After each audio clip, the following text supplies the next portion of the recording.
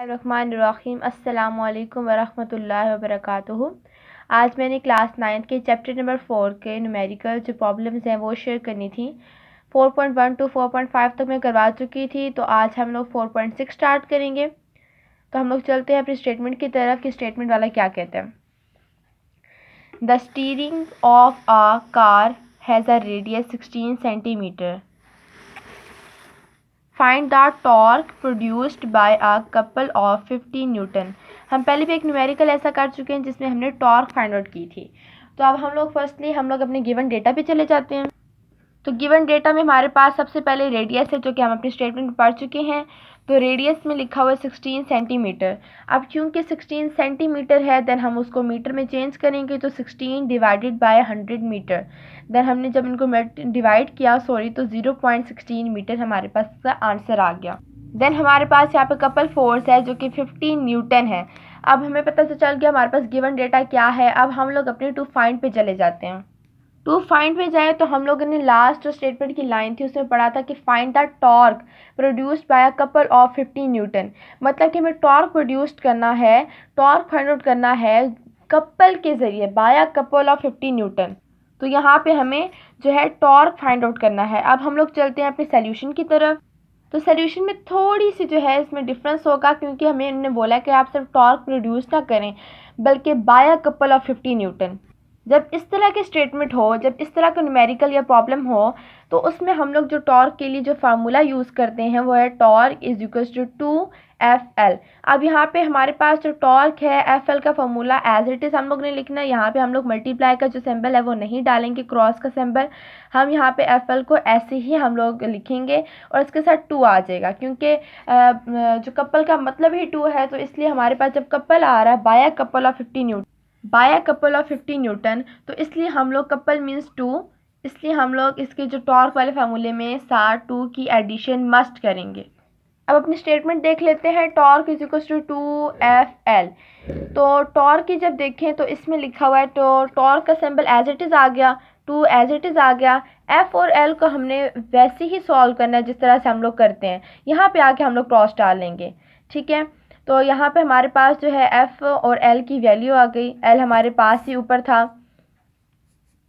That is sorry, force हमारे पास ऊपर ही थी 50 न्यूटन। और L को मैंने आप लोग को बताया था कि मूवमेंट आर्म होती है, जो हम L से भी रिप्रेजेंट करते हैं और R से भी। तो यहाँ पर अगर रेडियस आया तो इट मीन्स कि हमें रेडियस यहाँ पे लिखना है। तो हमारा क्या रेडियस है 0.16 मीटर।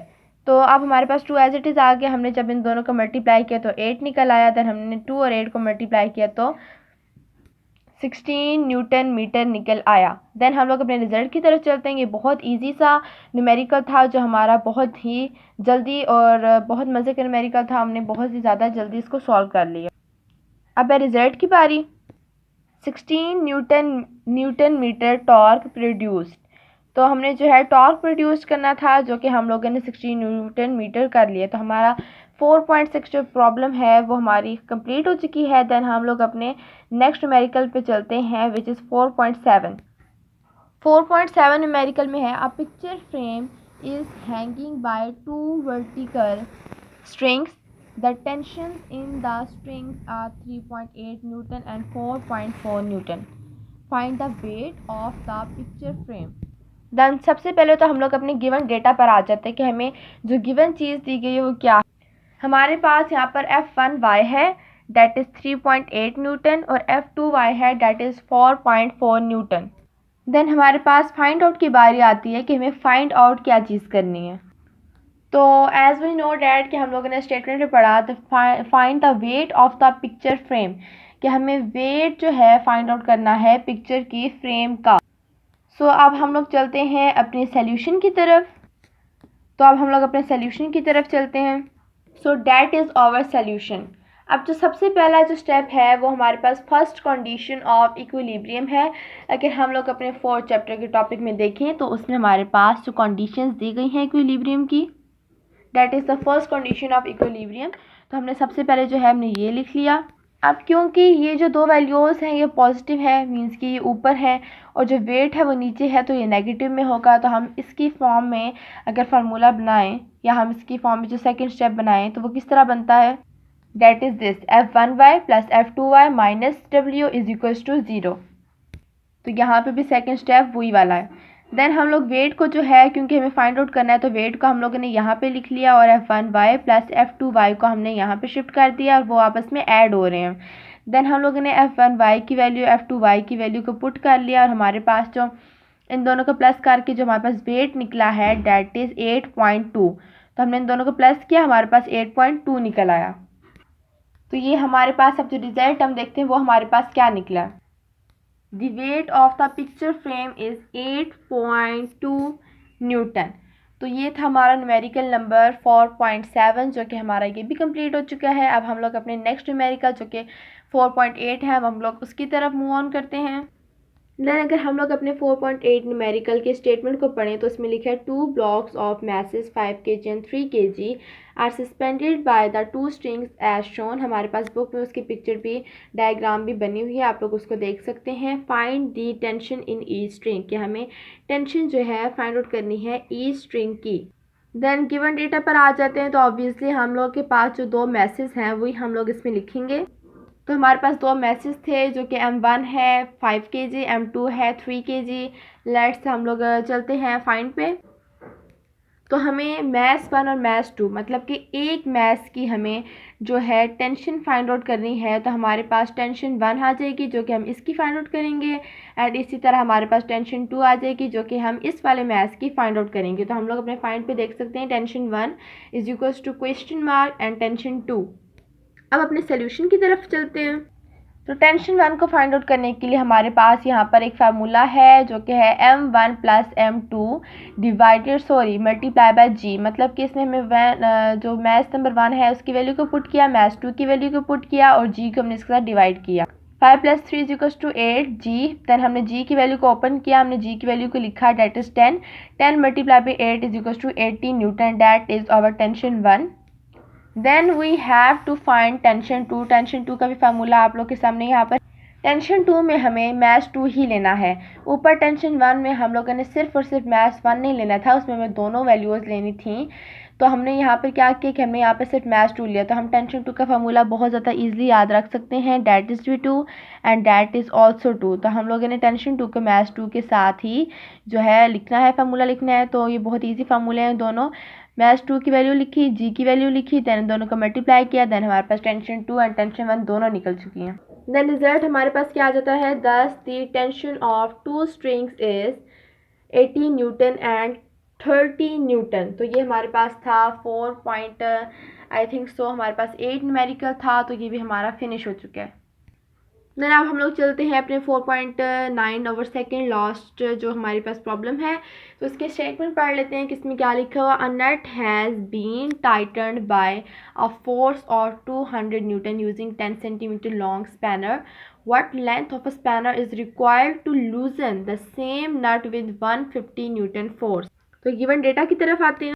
इसमें हमारे पास फोर्स 1 है, फोर्स 2 है, रेडियस 1 है, सेंटीमीटर में था, मीटर में कन्वर्ट कर दिया। अब जो हमारे पास फाइनल आंसर है, जो फाइनल रेडियस 1 है वो हमारे पास 0.1 मीटर है। अब रेडियस 1 है तो ऑब्वियसली रेडियस 2 को हमें फाइंड आउट करना होगा। देन टू फाइंड में हमारे पास रेडियस 2 को ही हमें फाइंड आउट करना है। सोल्यूशन की तरफ आया तो हमारे पास यहाँ पर मैंने एक लाइन लिखी हुई है कि हमें clockwise direction is equal to anti clockwise direction. Then यहाँ पर ये वाला मैंने लाइन लिख ली, clockwise direction is equal to anti clockwise direction. तो यहाँ मैंने F1 मल्टीप्लाई बाय R1 लिख दिया और यहाँ पे F2 मल्टीप्लाई बाय R2 लिख दिया। यहाँ पे हमारे पास जो अब हमने इसको अरेंज करना है तो R2 हम लोगों ने फाइंड आउट करना है, साइड पे ले आए और बाकी हमने एज इट इज़ ये वाली वैल्यू यहाँ पे लिख दी और ये वाला जो है हमारे पास ये वाला हमने एज इट इज़ यहाँ पे लिख दिया। देन R2 इस तरह आके इनकी वैल्यूज़ पुट की, इन दोनों को मल्टीप्लाई किया, देन ये एज इट इज़ आ गया, इन दोनों को डिवाइड किया। देन मीटर था तो हमें इसको सेंटीमीटर में कन्वर्ट करना था क्योंकि हमारी बुक में आंसर सेंटीमीटर में है। और ऊपर हमें अब बहुत सारे स्टूडेंट्स ये पूछेंगे कि अब यहाँ पे हम लोगों ने सेंटीमीटर था तो मीटर में कन्वर्ट करने की क्या वजह, तो यहाँ पे हमें करना है, लेकिन जो लास्ट में है उधर हमें सेंटीमीटर में कन्वर्ट करना है। देन हमारे पास R2 निकला। अब R2 हमारे पास 13.3 सेंटीमीटर आ गया। अब रिजल्ट इसका क्या है, thus the length of spanner is 13.3 centimetre to loosen the same nut. Next 4.10 numerical है block of mass 10 kg suspended at a distance of 20 cm from the center of a uniform bar 1 meter long. What force is required to balance it at its center of gravity by applying the force at the other end of the bar? तो अब given data पे चलते हैं। वहाँ पे हमारे पास mass है m 20 kg, रेडियस 1 है 20 centimetre which is converted to metre, and the final answer of radius 1 is equals to 0.2 metre. Radius 2 जो हमारे पास है वो 0.5 मीटर है। देन फाइंड पे चलते हैं, तो हमें F2 फाइंड आउट करना है। तो अब हम लोग यहाँ पे सोल्यूशन पे चलते हैं। प्रिंसिपल ऑफ मूवमेंट, F1 को हम लोगों ने वही वाला तरीका किया जो हम पिछले न्यूमेरिकल में करके आए हैं। अब यहाँ पे F1 जो है वो नहीं है, तो हमने उसकी जगह क्या पुट किया, mg multiply by R1, F2 multiply R2। हम लोगों ने फिर F2 को साइड पे लिया क्योंकि हमें जो फाइंड है वो F2 ही करना है। देन हम लोगों ने एज इट इज़ ये वाली वैल्यू लिखी, मतलब ये बिल्कुल प्रीवियस न्यूमेरिकल की तरह है बिल्कुल। जस्ट यहाँ पे जो है यहाँ पे चेंजिंग है, यहाँ पे और यहाँ पे। ठीक हो गया। देन हम लोग अपने चलते हैं नेक्स्ट पे। अब जो पीछे हमने फार्मूला लिखे उसके अकॉर्डिंग हम लोगों ने यहाँ पे वैल्यूज पुट कर दी, और ये है वो फार्मूला और इसका सारा सोल्यूशन। अब हम लोग के पास 40 न्यूटन निकल आया। देन इसको मैं एक दफ़ा समझा देती हूँ। तो यहाँ पे हमने इसकी वैल्यूज़ को पुट किया। देन हमने पहले इन दोनों को मल्टीप्लाई किया, ये एज इट इज़, ये एज इट इज़, फिर हमने इन दोनों को किया, ये एज इट इज़, फिर हमने इन दोनों को डिवाइड कर दिया। रिजल्ट की तरफ चलते हैं। 40 newton force is required to balance it at its centre of gravity by applying the force at the other end of bar. तो यहाँ पे हमारे पास सारे की सारी प्रॉब्लम जो न्यूमेरिकल से चैप्टर नंबर 4 के वो एंड हो चुके हैं। फिर हम लोग इंशाल्लाह नेक्स्ट वीडियो में मिलेंगे। उसमें मैं आप लोग को फर्स्ट चैप्टर सेकंड चैप्टर के भी न्यूमेरिकल्स इंशाल्लाह ताला करके शेयर कर दूँगी आप लोग के साथ। तो मेरे चैनल को सब्सक्राइब करना बिल्कुल मत भूलिएगा, मेरी वीडियो को लाइक करना बिल्कुल मत भूलिएगा। तो इंशाल्लाह नेक्स्ट वीडियो में मिलते हैं। अल्लाह हाफिज़।